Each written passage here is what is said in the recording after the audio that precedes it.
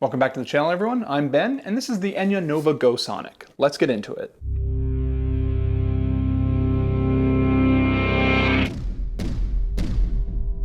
Every so often a guitar company will hit me up and say, hey, can we send you a guitar to review?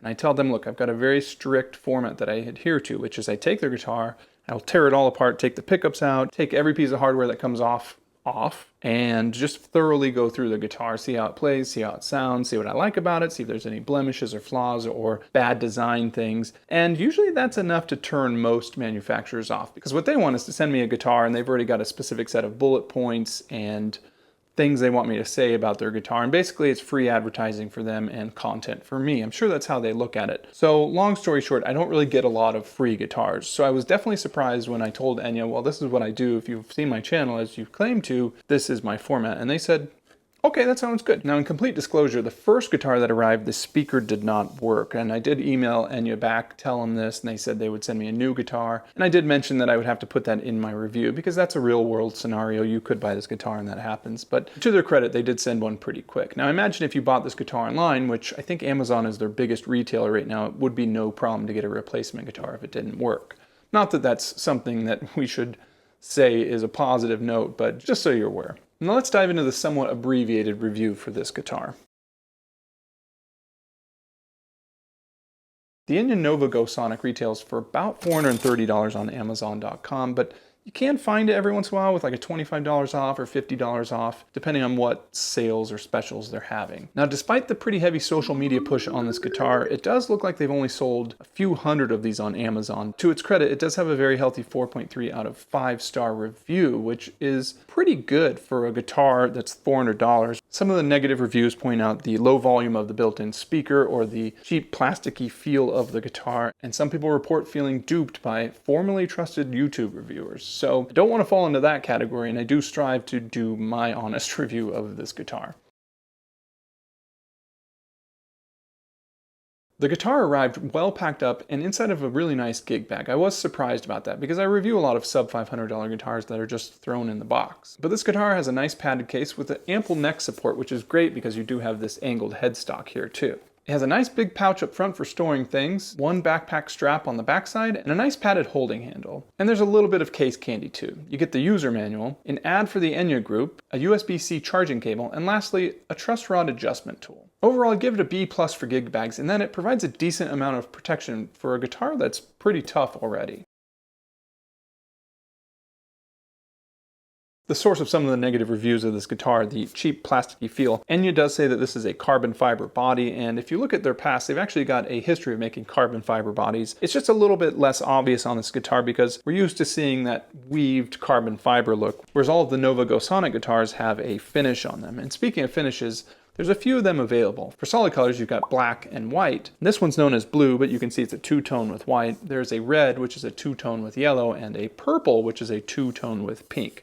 And then lastly, there's a Shinichi Kobayashi signature model that has a dragon painted on the front. When they asked me which one I wanted to put on my channel to review, I said, let's do that one, and I guess that one's special. So they sent me this one, which I'm totally fine with that. And then when it comes to the actual look of the guitar, you can see it's heavily inspired by a Les Paul. And what's interesting is when I pulled this guitar out of the box, and even now when I hold this guitar, it feels smaller than a Les Paul. But the truth is the body is nearly identical in every round dimension to a Les Paul. Check this out. When I hold them side by side,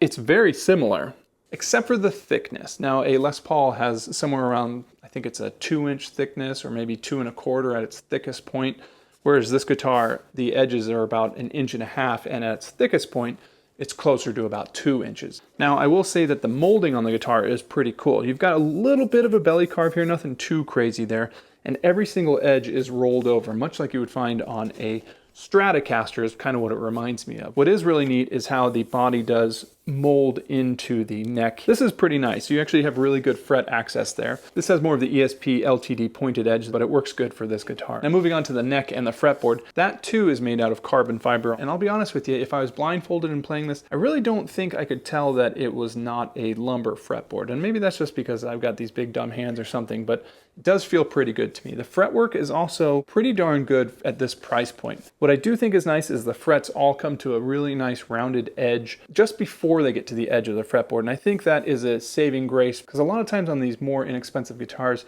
they take the frets right to the edge. If the fretwork's not perfect, you start to feel that when you're playing, and that is probably one of my biggest pet peeves. In case you're curious about the measurements of the neck, the nut is a 1.68, and the first fret is a 0.83. Moving down to the 12th fret, we get a 0.89. They do say that it's an asymmetrical neck in that it starts more of a V shape up here for the first couple frets before rounding into that real soft C. The radius of the fretboard itself is 12 inches as well. Now, one thing you might notice about this guitar is the 0 fret here. And what that is, if you're not familiar, is basically a fret where the nut would be. And the purpose for that on this guitar makes a lot of sense, because the nut is part of the carbon fiber molding, and it's just a more efficient way to make a better playing guitar at this price point. Because a lot of times on cheap guitars, the nuts are not very good, or the nuts need to be refiled, or they're too high, they're too low. And cleverly, what they're using it for on this guitar is to give you accurate string spacing, and then you just rely on the 0 fret to get your action, which I gotta say I'm a big fan of it on this guitar. Now, Enya says very clearly on their website these guitars weigh 6 pounds, and I've seen some other reviews on YouTube where they say the guitars are identically made, they all weigh 6 pounds, but I gotta be honest, my measurements did not come out with that. Mine was actually almost a pound heavier at 6 pounds and 13 ounces, which is substantially different. That is more than a 10% increase in weight. Does it really matter? No, I mean, 6 pounds, 13 ounces is still pretty light, but it is something I think we should point out in this review. Regarding traditional guitar parts on this guitar, well, the guitar does have a tunematic style bridge, and it functions like any other tunematic in that you've got the thumb wheels here, which can raise and lower, and you can also use a flathead screwdriver in there if the tension's too much for your thumb to get under there. And then you can also adjust the saddles back and forth to fine tune your intonation. For the pickups on this guitar, Enya says that the bridge pickup is an Alnico 2 humbucker and the neck pickup is an Alnico 5 humbucker. When I was trying to get these pickups out for this video, I couldn't figure out how to actually release the pickup from the guitar. No, it turns out all you gotta do is just give the pickups a good tug, and these clips are actually 4 magnets holding it hard into the body there, and they're actually pretty strong magnets. I have zero concern about these ever popping out while you're playing. But regarding these pickups, you can see that the bridge pickup says B and the neck pickup, a little hard to see, but it says N. Not a lot of details there, but I can give you the readings on these pickups. Now the bridge pickup comes in at 11.24, and when we move on to the neck pickup, it's a much more subdued 6.12. In the middle position, I'm getting a 4.03. But I do want to point out that this guitar has a lot of electronics. You can see when I pop the back plate here that there is a lot of circuit boards, and it's hard to say how much of an influence that's having on my readings of just these pickups. As I edit the video for this guitar, I realized I left out a key thing, and that would be the jack port at the bottom. So first off, you've got your USB-C charging port, and as far as I can tell, that's all that it's used for. I haven't been able to send audio out to a DAW or anything else with it. Next over from that, you get your 1/4-inch jack, which you would use to send the signal to an amplifier or your DAW. And then just over from that, you get your 3.5-inch headphone jack, which you would use to turn the system on, and instead of the sound coming out of the speakers, it would then go to your headphones. Now let's talk about the controls for this guitar. There's 2 different ways to look at it. One is that you've got a conventional electric guitar system in that you've got your 2 pickups, your pickup selector, and then a volume control for these 2 pickups. That also does a coil tap, but interestingly enough, only for the neck pickup. It has 0 effect on the bridge pickup. Enya says that it basically turns the neck pickup from a parallel mode to a series mode, which does change the sound quite significantly. And yes, in case you're curious, there is no tone pot. This is not a tone, there's no hidden tone. And the other mode now is where you start to introduce some of the more app-based electronic modeling of the guitar. Honestly, take my word for it. If you're gonna use this guitar, I would pick one mode or the other, because once you start to mix them where you've got the system on and you're plugged into an amp, things get a little weird to me. Now, one prime example of that is, let's say I'm taking this guitar out to the beach and I'm just practicing along and I want to play, I don't know, Led Zeppelin. I Bluetooth the song to the guitar, which the app will allow you to do, and then the song will play through the speaker here, and I can also hear the pickups coming through the speaker here, and that's a really perfect way, I think, to practice with this guitar. But if I'm plugged into an amp, then all of a sudden it shuts off the speaker, and now I'm hearing Led Zeppelin, really bad quality of it, going through the guitar cable to my amp, as well as the modeling for these pickups going through that amp as well. Now, the Led Zeppelin signal will be clean. It's not like that's getting processed like the pickups are, but it's just not a really good quality sound. So in my opinion, the best way to use this guitar is turn the system off, use it as a regular guitar, and if you want to use it as a practice guitar, turn the system on and don't plug it into an amp. It works great for this speaker, not for the amps. Now, if you're wondering, the way to turn the system on is you press this button and you can see the lights come on. You'll see if I press it again, it'll go blue, then a light blue, then a purple, and then a green. Now you might be wondering, what are those 4 lights? There are 4 lights. What do they mean? Well, let me tell you what it is. Those 4 lights are 4 different system effects that you can load via the Enya app onto the guitar, and those are stored in the guitar. So if I turn the guitar off and then drive across country to another place, and I leave my phone somewhere, those 4 effects are still loaded into the guitar. That is a good thing, I think. The bad thing is the app user interface needs a little bit of work. Right now, you're supposed to be able to load effects, save them into a custom library, and then I should be able to load any of those effects into any of these 4 spots on the guitar. Well, right now you can't really even save your own effects. You can only pull from the 16 pre-made system effects, which are always on the app. Now, a workaround for that is once they're loaded into the guitar, using the app, I can edit the qualities of those. Like say I need more delay or less reverb, or I want to turn one of the amps from clean to distortion. I can edit one of those 4 effects and save it on the guitar. I can just never save that effect on the phone or in the cloud or whatever. So that is a little bit of a bummer because the user manual says that you are allowed to save your custom presets into your own bank on the app. And right now that feature's not there. Maybe they're working on that and it will eventually get released. Hey, it's me again, and I have a couple more things to say about the app. Now, I did say that the user interface was a little bit clunky, and that is true when you're messing with presets, but it does have a couple features that I think are actually really useful, especially if you're learning to play guitar. So if you click the Tools button here, you can actually play a drum machine through the guitar's speakers, and you can play along with it. That's pretty neat. If you go back to the main menu, you can go to a metronome, which is more or less the same thing as a drum machine. And then lastly, you've got a tuner. Now, I did see some videos on YouTube where the players were complaining that there wasn't a tuner with the guitar. And yes, while there's not one built into the guitar itself, you can load the app and then just as well you're using the tuner on there. Now, my favorite feature of the app, though, is the section down here called chords. So first off, you can click basic chords and C, D, E, F, G. It'll show you all the chords and the tablature to play them. Another neat feature is the chord finder, where you can just type in something that you make up and it'll tell you what chord that is. That could be really neat if you're writing music, and then also gives you a couple other suggestions of chords that are similar to that. And lastly is the chord dictionary, where you can click it and it has a list of all the chords and it'll show you the tablature for them. Now, I've watched other reviews where some people are like, I turned the system on and I was playing the guitar and it sounds like the amps in the other room, it sounds great, 3D modeling. I don't know what those people were talking about. No, it sounds like what it is, which is 2 2-inch speakers underneath this grate here, and it's playing underneath your arm. It's not going to fool you into thinking you're playing a Mesa Boogie or anything like that.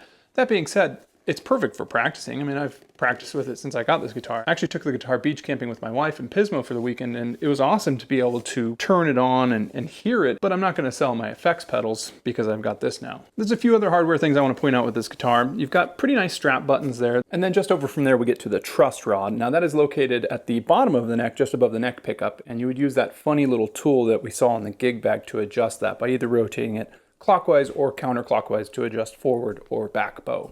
And then lastly, let's move up here to the tuners here. Now these are actually pretty good tuners, 18-to-1, they're pretty smooth. I've tried them out, I've restrung the guitar already, and not disappointed with those one bit. Now let's do the sound test here so you can see what this guitar sounds like. So for the first part of the test, I'm going to use the pickups and the jack here, and I'll turn the onboard system off.